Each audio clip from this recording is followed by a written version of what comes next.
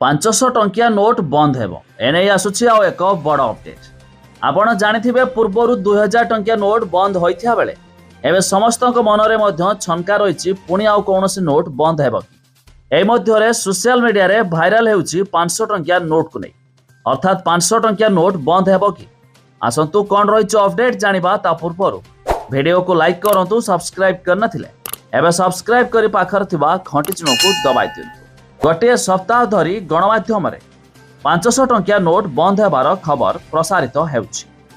କୁହାଯାଉଥିଲା ଯେ ଆଗାମୀ ଦିନରେ ସରକାର ଏହାକୁ ବନ୍ଦ କରିପାରନ୍ତି।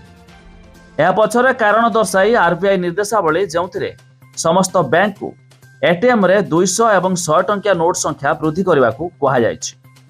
ଏହି କାରଣରୁ ସମସ୍ତଙ୍କ ଦୃଷ୍ଟି ହଠାତ୍ 500 ଟଙ୍କିଆ ନୋଟ୍ ଉପରେ ପଡ଼ିଥିଲା। ଏବେ ଏହାକୁ ନେଇ ପିଆଇବି ଫ୍ୟାକ୍ଟ ଚେକ୍ ୟୁନିଟ୍ ନିଜେ ସୋସିଆଲ ମିଡିଆ ଏକ୍ସରେ ଏ ବିଷୟରେ ମଧ୍ୟ ପୋଷ୍ଟ କରିଛି। ଏଥିରେ କୌଣସି ସତ୍ୟତା ନାହିଁ, ଏହା ସମ୍ପୂର୍ଣ୍ଣ ମିଥ୍ୟା। ଅର୍ଥାତ୍ ଆର୍ବିଆଇ ଦ୍ୱାରା ଏହା କୌଣସି ଘୋଷଣା କରାଯାଇ ନାହିଁ ଏବଂ ବର୍ତ୍ତମାନ ପରି ଆଗାମୀ ଦିନରେ ପ୍ରଚଳନ ରହିବ। ଆଉ ଯଦି ଆପଣମାନେ ଭାବୁଥିବେ 500 ଟଙ୍କିଆ ନୋଟ୍ କ'ଣ ବନ୍ଦ ହେବ କି, ଏହା ମଧ୍ୟ ବନ୍ଦ ହେବ ନାହିଁ ବୋଲି ଆର୍ବିଆଇ ସଫା ଘୋଷଣା କରିଛି। ତାଛଡ଼ା ଆର୍ବିଆଇ ଏଟିଏମ୍ରେ 100 ଟଙ୍କିଆ ଏବଂ 200 ଟଙ୍କିଆ ନୋଟ୍ ସଂଖ୍ୟା ବୃଦ୍ଧି କରିବାକୁ ନିର୍ଦ୍ଦେଶ ଦେଇଛି। ସେବେଠାରୁ କିଛି ବିଶେଷଜ୍ଞ ଏହାକୁ ନେଇ ନିଜେ ମୂଲ୍ୟାଙ୍କନ କରିଛନ୍ତି। କିଛି ବିଶେଷଜ୍ଞଙ୍କ ମତରେ ଧୀରେ ଧୀରେ ଯେତେବେଳେ ଏହି ନୋଟ୍ ବଜାରରେ ପର୍ଯ୍ୟାପ୍ତ ସଂଖ୍ୟାରେ ପ୍ରସାରିତ ହେବ, ସେତେବେଳେ 500 ଟଙ୍କିଆ ନୋଟ୍ ପ୍ରତ୍ୟାହାର କରାଯାଇପାରେ।